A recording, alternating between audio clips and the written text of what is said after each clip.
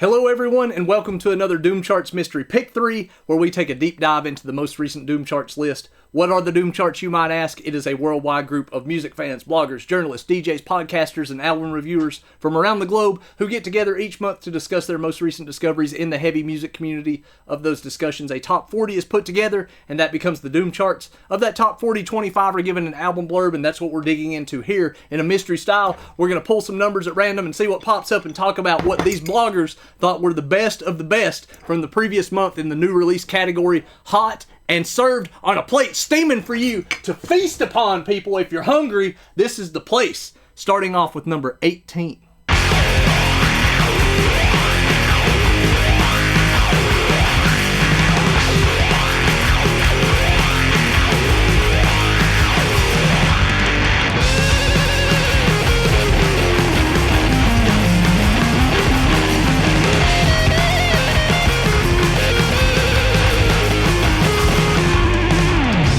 Coming in at number 18, the Death Wheelers, The Ecstasy of Mold, instrumental, punk, stoner, doom, Quebec, Canada, RidingEasy Records. The best soundtrack to the greatest fictional B-movie about an evil biker gang is here, and it's the new record from Quebec instrumental grime dealers, the Death Wheelers.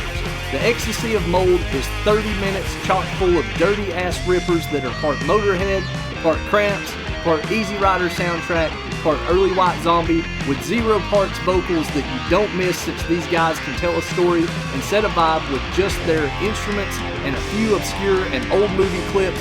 Fun, fast, and filthy. Rich Piva, Musipedia of Metal, Fuzz, Doom, Rip. There you go, people. If you can't trust Rich, you can't trust anybody. Congratulations to the number 18 spot in that Death Wheelers.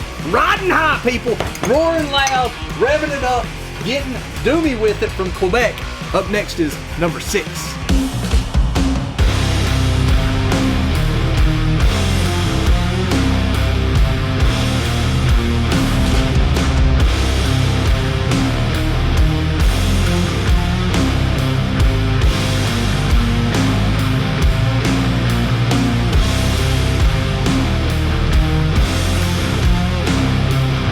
Coming in at number 6, Torpedo, Arrows of Time, Heavy Psych, Stoner, Doom, Post-Rock, Vienna, Austria, Electric Fire Records. I've been eagerly awaiting Torpedo's follow-up to their excellent The Kruper Belt Mantras in 2022, and Arrows of Time does not disappoint. The new album sees the power trio leaning further into their psych and post-rock tendencies, and it suits them well. Still maintaining thick fuzz and massive riffs, the overall approach is more melancholy and grace than head-on riff attacks and slogging doom.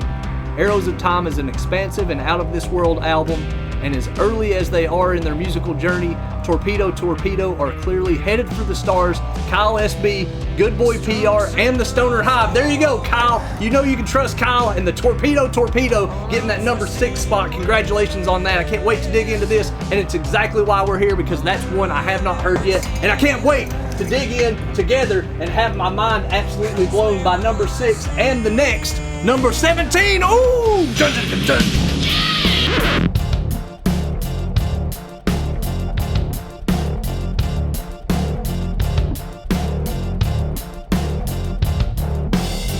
Here come the angels, here comes the preacher. Better call your mama if you can reach her. Coming in at number 17, Masters of Reality, The Archer, Stoner Rock, Classic Rock, Psych, Palm Desert, California, USA, Mascot Records. After years in the wilderness, the godfather of the desert, the man responsible for the albums without which the scene probably doesn't exist, the master of reality himself, Mr. Chris Goss, is back with his best album since at least 2001's Deep in the Hole, and really that's all you should need to hear.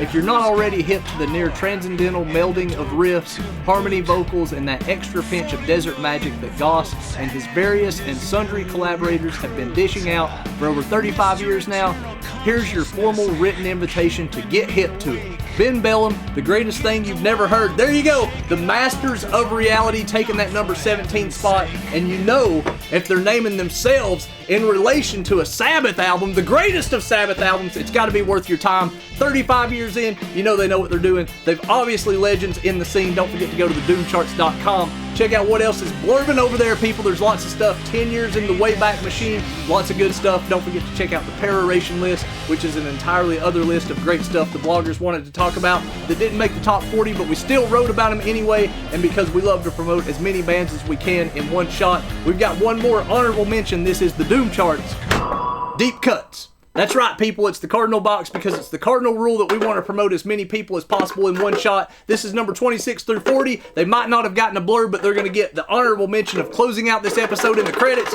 We're going to shake it up and find out who gets that honor. Once again, this is going to 38.